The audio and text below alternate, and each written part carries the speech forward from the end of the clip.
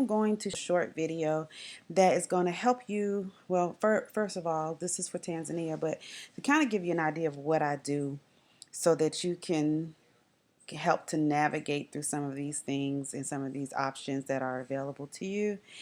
Um, I'm creating this video, and it, of course, can be used for any application. I'm just currently using it for our initial night, which is June 1st in Dar es Salaam, Tanzania.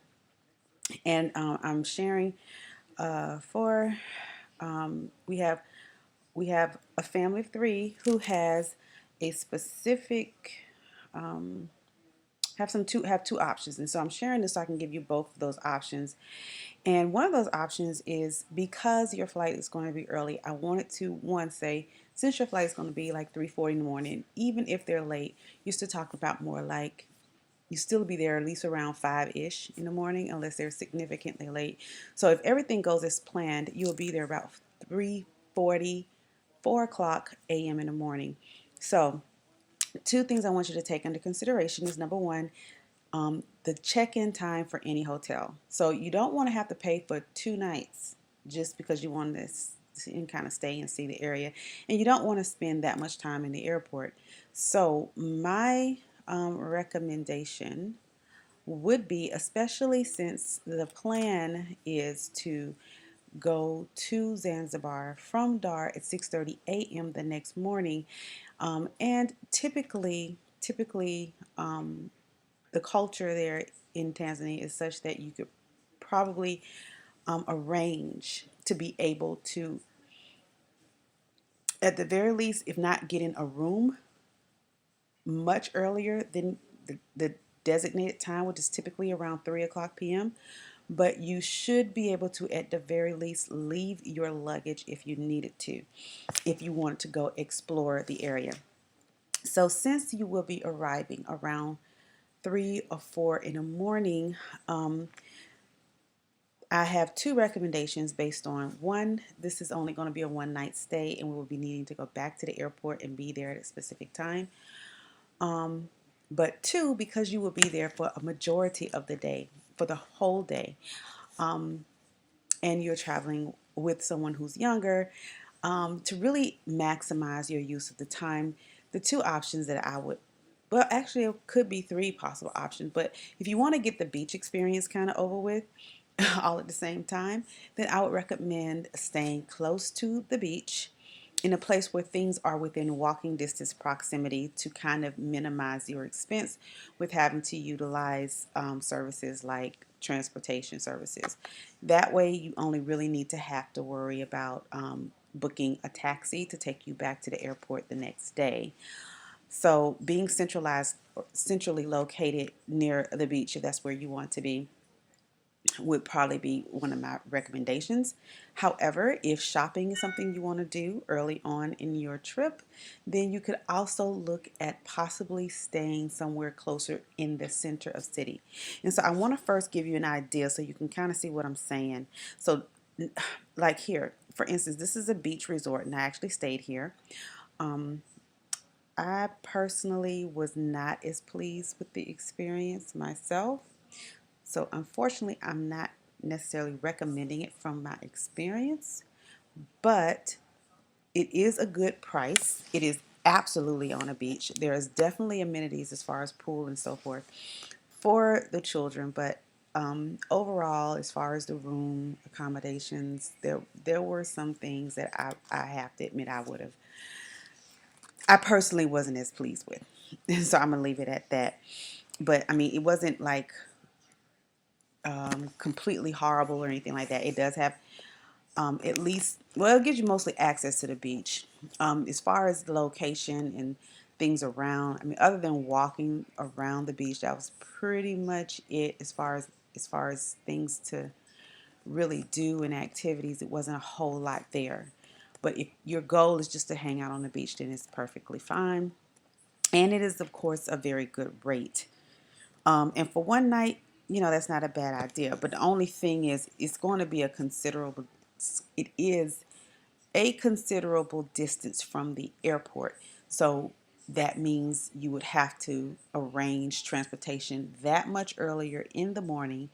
And if you're talking about already an early morning flight, then, you know, depending on if that's something that you like to do and you're okay with doing that, then this is definitely an option, and it is an economical one at that. So moving forward, so here is another option. I have never been here at all. Um, so part of the things I want you to look at is the reviews here. You see that there's 448 reviews. So I always look at how many people review as well as what their rating is. And this is on booking.com. And booking.com is not the only website I use, but for the purposes of what we're doing, I like it because it gives you the opportunity to do a lot of different filter options. So you can choose filters that tells you that allows you to choose between entire houses and apartments, apartments, hotels, $50 to $100, $0 to $50. And unlike a lot of the other ones I use, not all of them offer a lot of options as far as getting one with free cancellation choices. And the ones that do, typically when you choose that option, charge you enough that you basically would be paying more, even if it's less for the room, but for the choice of the free cancellation, it bumps it up higher than what you would pay here with the free cancellation included. So that being stated, so I want you to see how the reviews work. So here how you have good reviews here, but it says 7.0 versus the Jangwani Sea Breeze Resort, which says very good. Although it only has 448 reviews, it still has an 8.1 rating. So those are things you want to look at. And I also look at the reviews, especially if somewhere I've never been. Okay, and the other thing you want to take note of is there is no free breakfast here. So at least here, one of your meals is at least included. And they have a one full and two twins. I already have this up so we can look at that to kind of do my other comparison. The other reason why I like booking.com is because you get to have these options where everything is here. And the other reason why it's important and good that you actually sign up for booking.com yourself and begin to book under your own account is because these accounts accumulate, which means that you begin to reap some of the rewards of that. So that means that you could get, as those points, just like you have points for catching flights, sky miles and things of that nature, you can get points for booking yourself under your account, which allows for you to take some money off of your next booking. So these are things I want you to keep in mind. Also, you will get, if you choose to get, you can also sign up and get updates or get, which is marketing, but what they'll give you sometimes coupons. So there are coupons that I sometimes get that can give you a certain percentage off of your next booking or give you a certain amount of money off of your next booking. And so it adds up. And so why not take advantage of those opportunities, especially when it's real simple to do.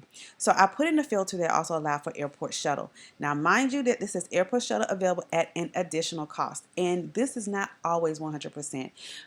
Give you an example. The place that I stayed, Landmark in Bezzy, the place that I showed you here that had the rating of 7.0, I had requested an airport shuttle to come pick me up and take me to their location. That never happened. I ended up having to get one when I got there. And because there is a language barrier, you have to really, really be careful with that. Because, even though Booking, which I am very grateful for, it has an option where you can communicate with the facility that you'll be staying at via like a chat system. But again, you know, it's not easy to regulate when you're dealing with different countries and going different places. So I just encourage you to do your own research and take the pictures for what it is. So we're going to talk about going through pictures and how to help you kind of navigate.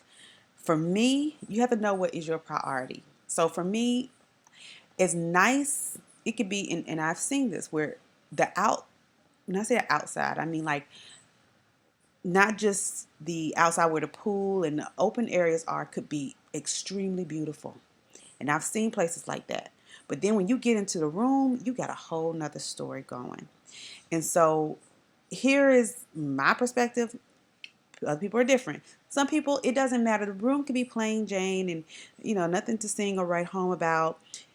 But if there's a lot of great amenities out there, there's a nice pool and, they may have a jungle gym or playground for the kids or, it's proximity, its location to the beach was just most important to them.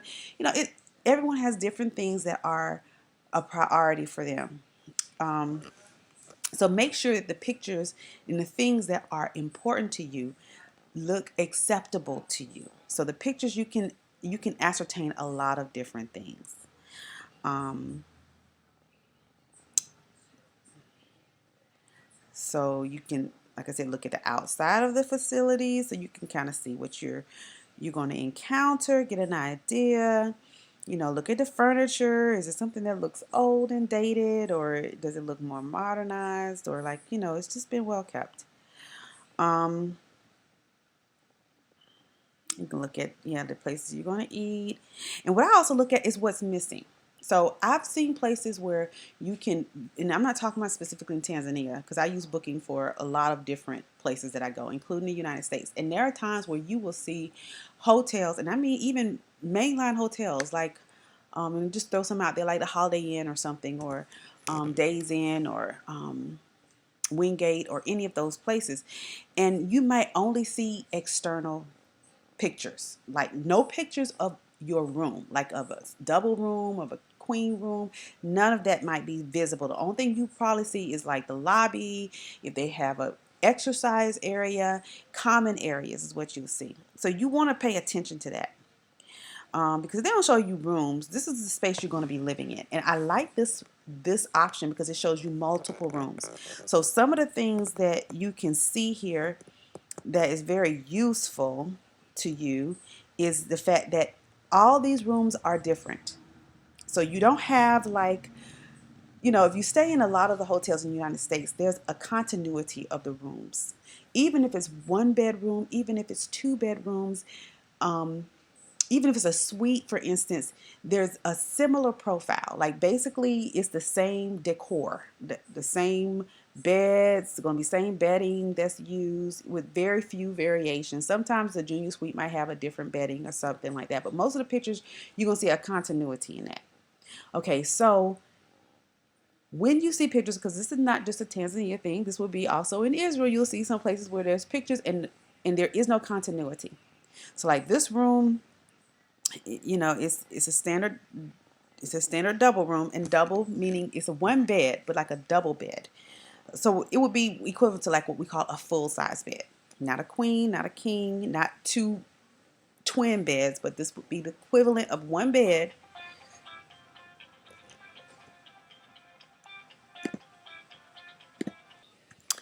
Okay, so as you can see, so I want to give you a scenario. So for a family room, this is kind of what you're looking at. uh this picture doesn't give you a whole lot of details, but it kind of gives you an idea. The bed will be kind of close to the other one.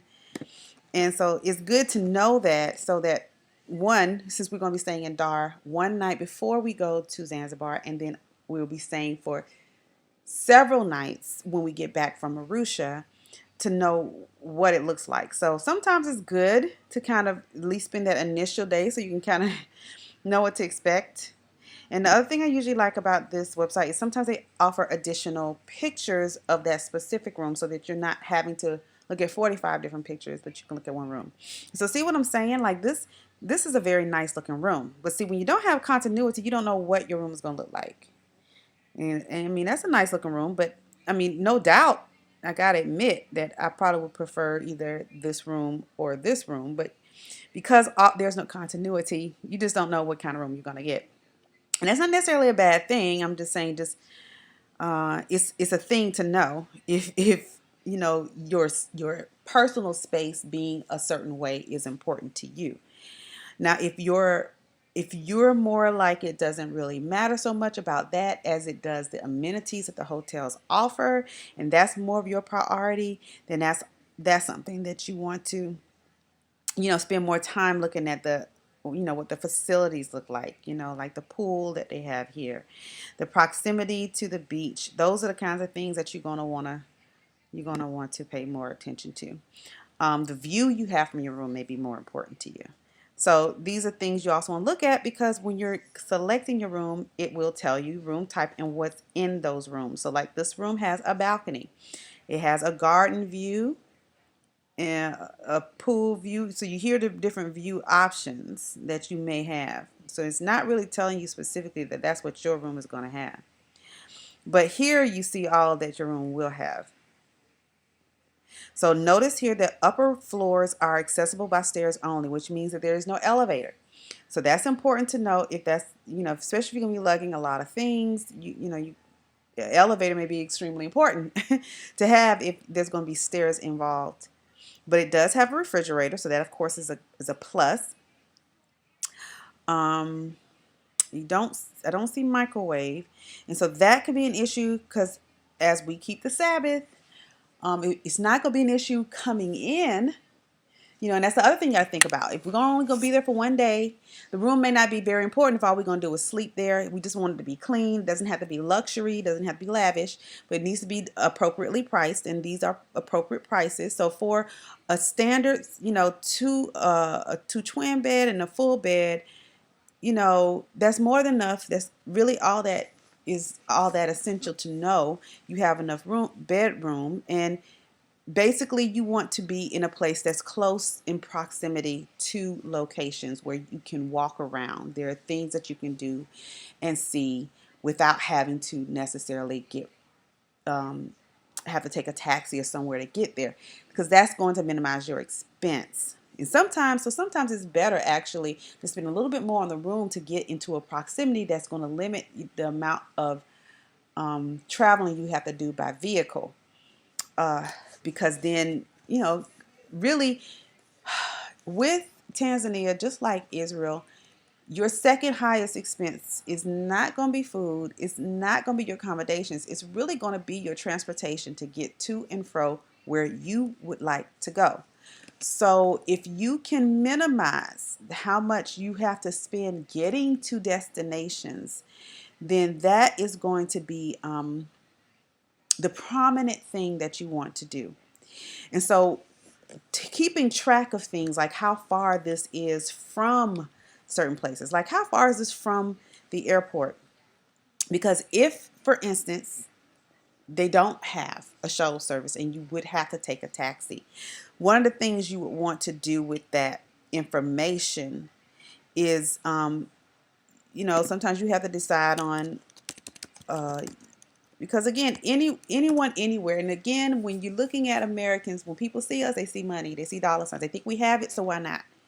So if you don't want to get taken advantage of, we don't want to take advantage of anyone, but we also don't want to get taken advantage of, then it's good for you to already know in advance where you're staying and what the distance is from there to your airport. And so that's why I said Rome to Rio is where you want to go. So if I'm talking about some place that's on Mbezi Beach, which is where this is, and I'm talking about going to Julius Nyerere, I can be as specific as I need to be if I wanted to, because sometimes the hotels, like this one, Jangwani, may be actually here, and I can just put in Jangwani, and it's more than one, I think. Sea Breeze, Guani Sea Breeze Resort, okay, in Dar es Salaam. So I can get specific and know exactly where that is. And you want to know the location, because sometimes in Tanzania, there's not a street that you can give. Things are done by coordinates at times. So it's important to know the name of the location, because a lot of times, even if you're having to get a taxi yourself and tell them where you're going, that's what you're going to have to give them. And then They can plug it in just like I just plugged it in to whatever their system is to get that information. Oh no, I need to put airport. I think I put the wrong thing here. Not station. I need to put airport. So I think it's thinking something completely different than what is the situation. Okay. But this is something good to know too, because you can travel by train in you can travel by train in Tanzania, but it's not going to be like it is in Israel. I've never done it, and uh, my I'm a little intimidated by their transportation system traveling. So my mode of transportation when I go there will be by taking a taxi. That's my preference, just from what I've seen. I've never ridden on any of the buses or anything like that, but it just seems a little intimidating. And when you get there, you'll understand what I'm talking about. So this is what I want to take note of. This location, Jangwani Sea Breeze, because this is where the water is this far. It's 30 minutes by taxi, which means you're going to look at paying somewhere between $17 and $21, which means you can roughly negotiate with someone if you want to be fair to them, as you want them to be fair to you, is negotiate within that price range. So expect to pay somewhere between, if they tell you $25 or $30 or $40, you can say, hey, no, I'm willing to pay $20 to get there.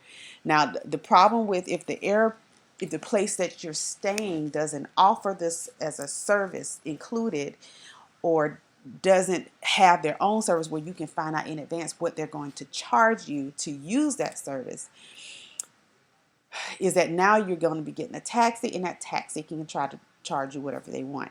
Now, we do know some people who are taxi drivers, but we met them as a taxi driver, and we don't have like a relationship with them directly.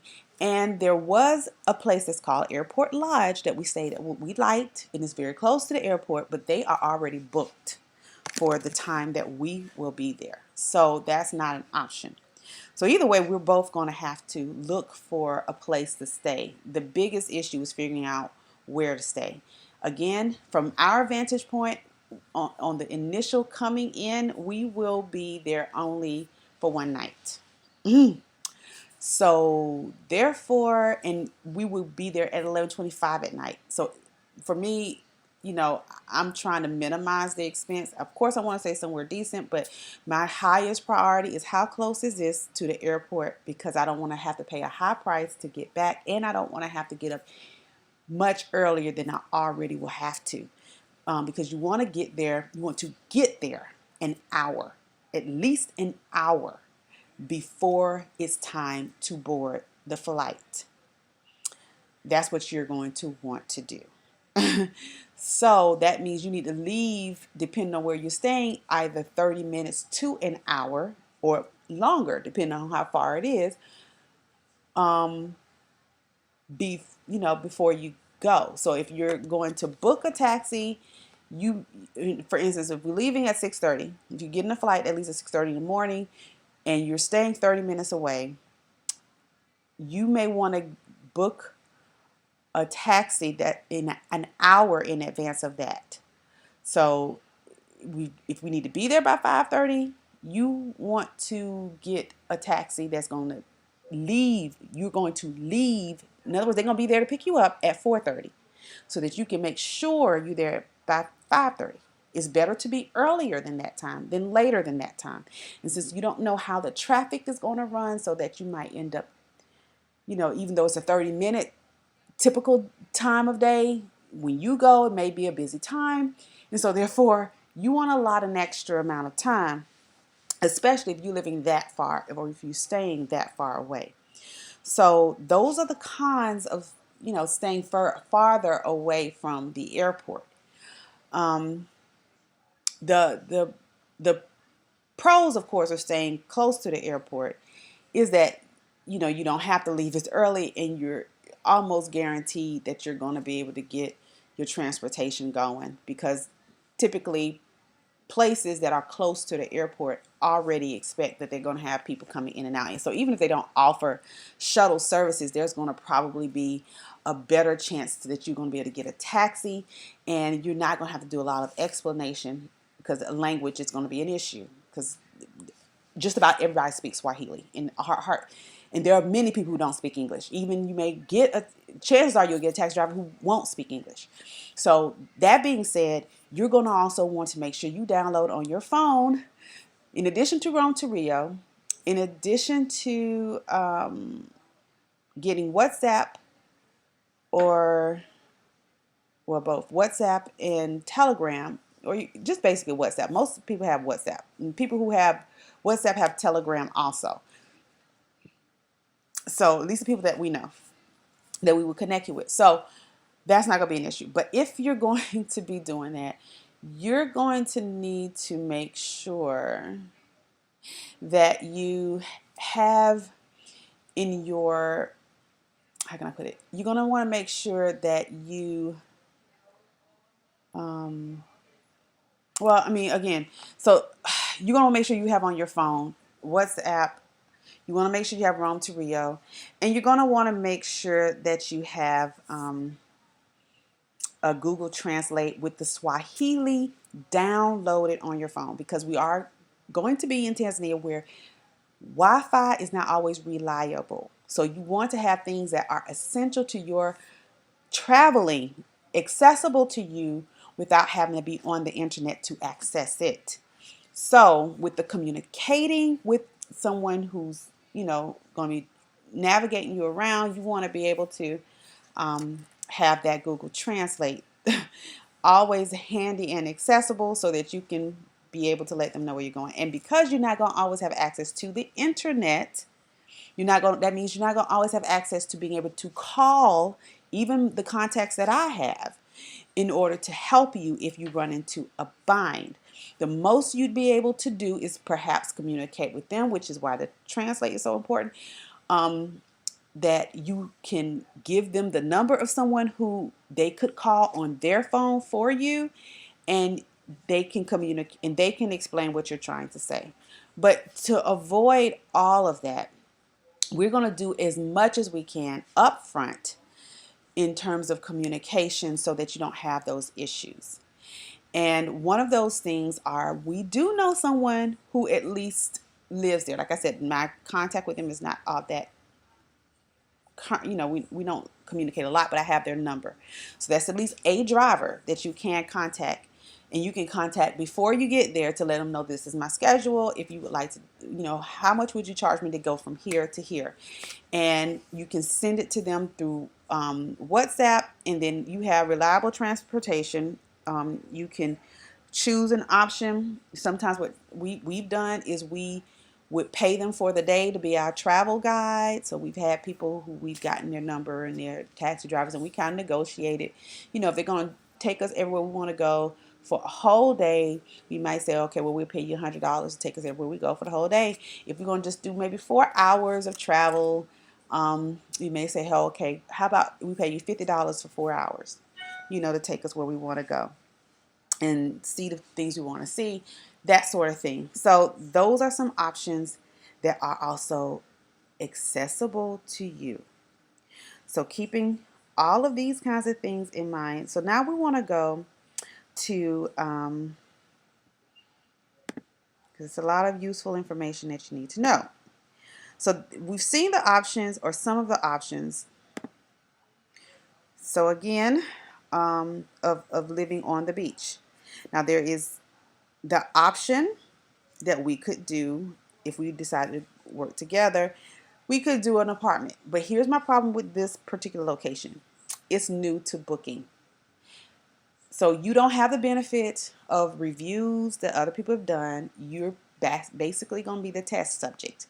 And so being that you'll be in a country where you don't know the language, you don't know your way around, to me, this is a wild card, because if you don't have access to Wi-Fi, and if it's not an area that's a high traffic area where there are just taxi drivers constantly that's just outside waiting for people to need service, which is typically less likely in an apartment setting because apartments are usually for people who live there. Unless it's a resort apartment, but if this is like someone who's kind of doing Airbnb, but they're using Booking instead, then that's not going to be a reliable source for making sure you're able to get a taxi.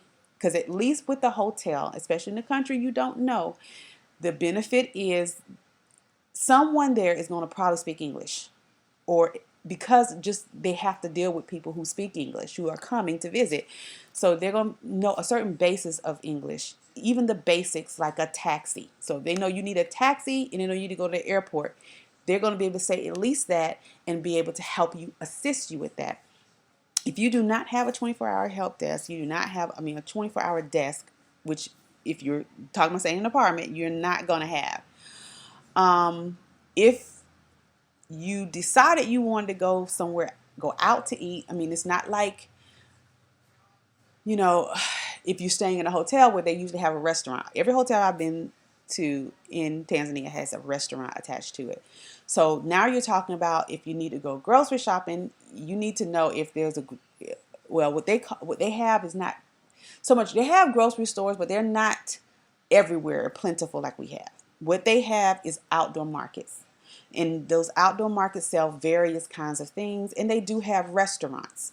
But you're not necessarily guaranteed that the location you're going to get, even if it's on the beach, is in an area where it's a lot of restaurants available, or it may not necessarily be in an area where there are a lot of hotels. So all of these become wild cards when you start dealing with getting an apartment that's not an apartment that's run like a resort. Because you have places that are apartment style, but they're run like a resort. So you're going to have something like a 24-hour desk. You're going to probably have more access to people who speak English because that is what they're dealing with on a regular basis. People who are foreigners who are coming and they're staying there for a week or two or whatever the case may be. So my problem with this is that they are new to Booking. So that means you have no way of knowing. It's beautiful and the pictures can be absolutely fabulous. But guess what?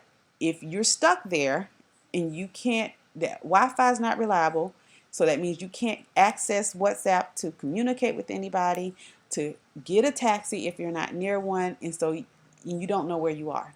So to avoid those situations, I just typically don't even look at options in places where English is not a major language, particularly, and two, where I'm not sure how to navigate my way around.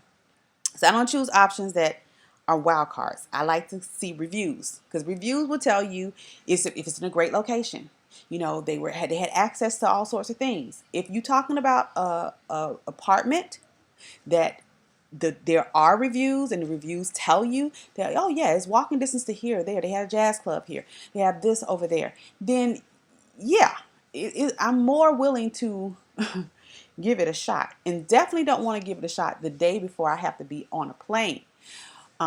If I have 3 or 4 days to play around with, I'm going to have internet at some point, even if it's not reliable. I can at least communicate with someone to come get me. But if you're dealing with, you don't have access to that, then yeah, I'm not in support of choosing that as an option. So here we have 7.6, which is not the best reviews, but we can always look at the reviews. They only have 58 reviews. Again, the price is not too bad. And according to this picture anyway, it looks like it's decent. You may have to go upstairs to get, if you have a second floor area. But also look at the location. That's 10.1 miles. So that's even further than here. So keep that in mind as well. Okay, so here we have something that's 125. 2 beds, 1 king, 1 twin. This is a family room with a side sea view. So now you see what you're going to be able to view. The reviews though are 6.4. So I typically would just keep going if they're below 7 for sure. That's a 3 twin situation. Even with the 8.1, a married couple with their son, I wouldn't necessarily want 3 twin beds. I mean, you could probably put both together so you can sleep together and then have that one on the side. But then again, it really doesn't matter when you're talking about the goal here. Is this just for one night? So, and $40 is a good price. Um, but the other thing and it's 6.1 from the city center. So let's see some things. It looks like it's kind of out in the middle of nowhere from that picture though. So like I said, the pictures can tell you a lot. I don't see a lot around there. So that would kind of concern me as well. Um,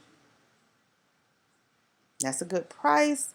But again, 6.5 is not the best rating.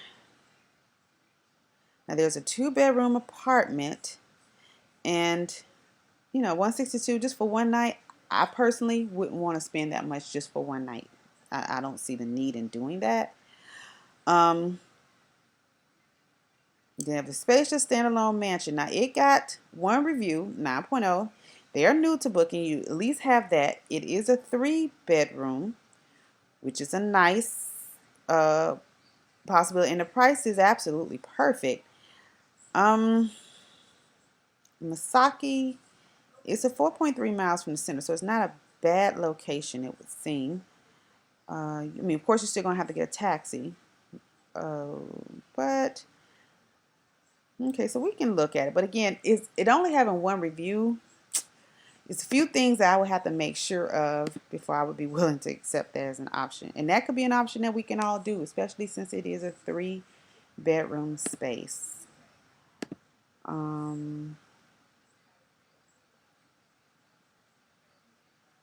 My only thing is I wouldn't want to be that far away, personally. But for that price, it would make up for the distance that it would take for us to get back there as far as the cost.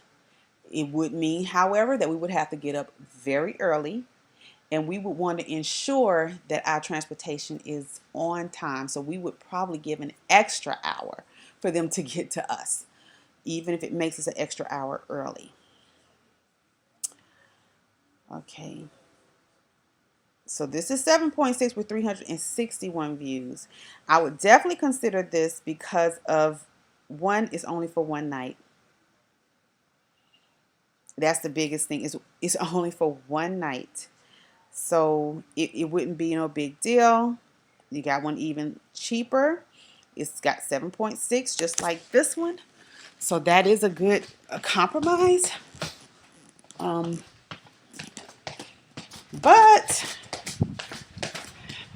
again, and it's only 2.8 from the city center, so that's good.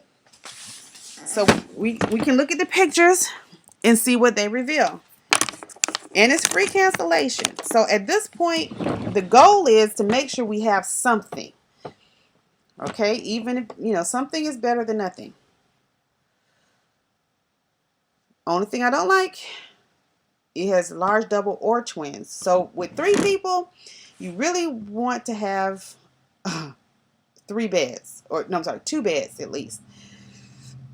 And twin beds, I'm not going to necessarily cut it because the size is going to be too small. So we'll keep going.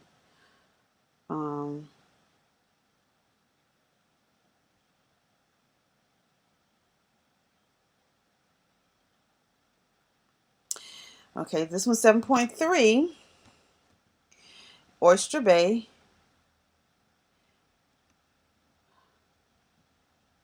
Not too bad. So let's just look. I want to kind of get an idea of where Oyster Bay is from the location of so Pearl at Oyster Bay. We're going to look at Pearl at Oyster Bay. Okay, so see, it comes up.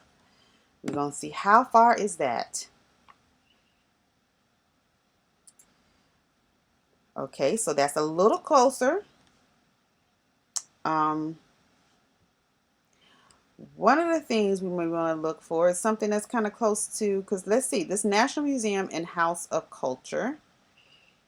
That seems closer to both the beach and to the airport. So let's look for, and it's the location you can go to. You know, while you're gonna be there for the day. National Museum and House of Culture. We can look at that.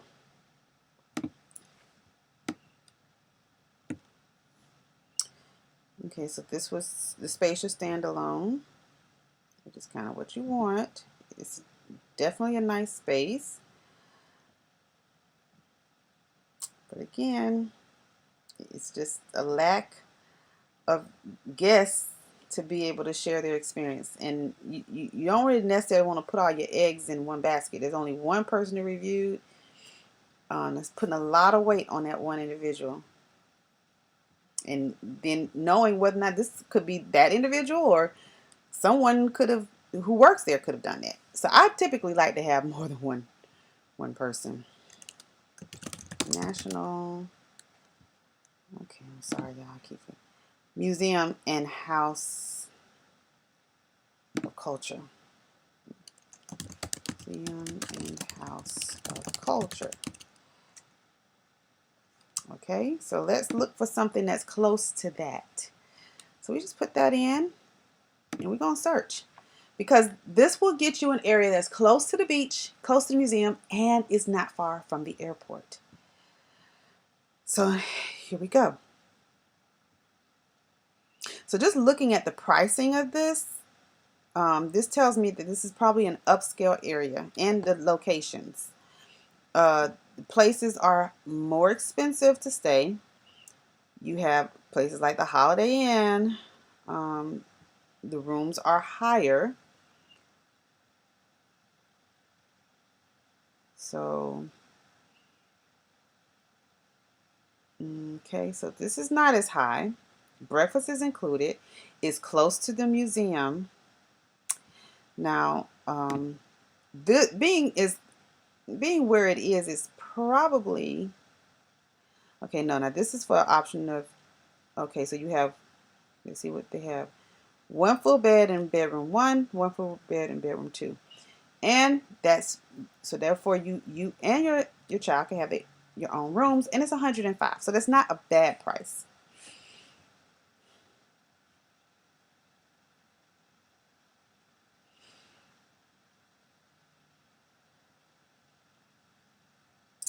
Okay, now you have the entire apartment at, here we go, Tanzania Executive Suites, 440 reviews, 8.0, and it's only $81.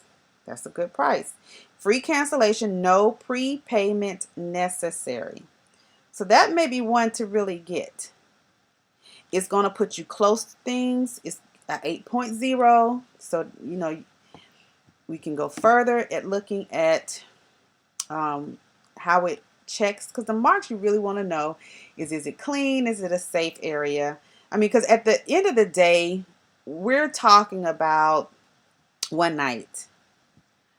So here we got room size was very good. Staff were very helpful. In Tanzania, I have found most places I've stayed that the staff is helpful and the staff, I have had one place where it wasn't that helpful, but most cases they're very helpful and they're very knowledgeable and they're very hospitable. It says location was close to restaurants and other attractions. So, you know, this is what you want. So now we're going to plug in Tanzanite Executive Suites right here in the Rome to Rio.